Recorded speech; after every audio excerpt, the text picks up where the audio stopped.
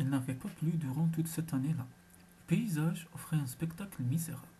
Les rivières, les criques, les prairies étaient asséchées. Les animaux mouraient de faim et de soif. Ils n'avaient plus de force et se terraient dans leur abri. Un jour, Anansi l'araignée découvrit lors de sa quête alimentaire un immense abatis planté d'ignames. Il y en avait à perte de vue. Comme elle ne vit personne aux alentours, elle, si maligne, décida de les voler. Elle remplit donc son Katuridou de ses beaux légumes. Sur le point de s'en aller, Serpent montra sa tête, tira sa fine langue et lui dit d'un ton grave: Voleuse, tu as pris mes ignames sans mon autorisation? Je vais te mordre. Non, dit Anansi. Non, laisse-moi amener les ignames à ma famille qui mord de faim. Tu viendras me mordre demain au petit matin. Serpent consentit car il était plus bête que méchant. Puis il s'en alla. À peine Anansi avait-elle parcouru la moitié du chemin qui conduisait chez elle, qu'elle rencontra Maipuri, le tapir. Celui-ci conduisait. Avait tellement faim et soif que sa langue pendait jusqu'au sol. Tu es en bien mauvais état, Maipuri, dit Anansi. Viens à la maison, j'ai un katuridou plein d'ignames. Nous les cuirons et nous mangeons. Maipuri accepta l'invitation sans se faire prier et suivit Araignée. Ils firent cuire une grande chaudière de légumes et tous se régalèrent. Au moment de se séparer, Anansi dit à Maipuri: Mon ami, puisqu'il est si tard, reste dormir avec nous. Il y a un lit près de l'entrée. Couche-toi et si tu entends cogner à la porte, tu ouvriras. Au petit matin, Maipuri, tout endormi, entendit toc toc toc à la porte. Il s'empressa d'ouvrir. Dès que celle-ci s'ouvre, Serpent, sans regarder, plongea la tête, piqua le tapir et s'en alla.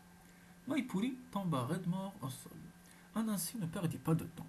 Elle découpa le tapir, en sala une moitié, en boucana le reste. Elle en fit maintes préparations. Maipuri en colombo, rôti, fricassé. Lorsque le dernier morceau fut mangé, Araignée retourna sur l'abattis de Serpent. Les ignames étaient encore plus belles, plus appétissantes. Elle en remplit un plein katuridou, mais Serpent veillait. Il allait se jeter sur Anansi, lorsque cette dernière lui dit: Non, non, pas maintenant. Laisse-moi amener les ignames chez moi, tu viendras me mordre demain au petit matin. Serpent consentit.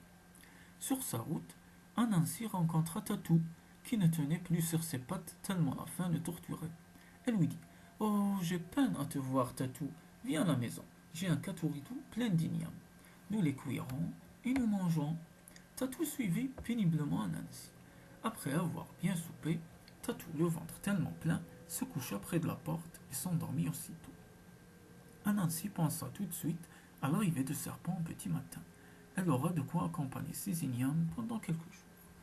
Au petit jour, Araignée entendit cogner à la porte. Elle appela Tatou, mais personne ne répondit. Elle sortit de son lit et vit un grand trou près de la porte. Elle comprit tout de suite que Tatou était parti dans la nuit. Serpent impatient cognait de nouveau. Anansi, dans une réflexion rapide, fit un grand boum sur son tambour qui fit trembler toute la case. Qui a fait ça? Crie-t-elle. Serpent, c'est toi qui as fait ce gros P? Ce n'est pas moi, dit Serpent, d'une voix à peine audible. Ce n'est pas moi. Si c'est toi, dit Anansi, depuis quand parle-t-on avec le ventre? Les gens bien élevés parlent avec leur bouche. Je te jure, Anansi, ce n'est pas moi qui a fait cela. J'ai trop de respect pour toi. Oui, c'est toi-même, se mit à hurler Anansi. Serpent eut peur. D'une voix tremblante, il dit à Anansi: Anansi, ouvre la porte. J'ai besoin de te parler. Je te jure que je n'y suis pour rien. Araignée ouvrit la porte d'un seul coup. Serpent entra. Anansi, la rusée, se mit à l'écart. Si ce n'est pas toi, tu n'as aucune crainte à avoir de mon sabre, dit Anansi. Mets ta tête sur ce billot. Les gens qui ne mentent pas ne meurent pas. Serpent posa sa tête sur le billot. D'un coup de sabre, d'un seul, Anansi le décapita. Tout de suite après, elle fit savoir au tambour, à tous les animaux de la forêt, que Serpent était mort et qu'on pouvait aller sur son abatis prendre des ignames. Tout le monde eut à manger jusqu'à l'arrivée de la pluie.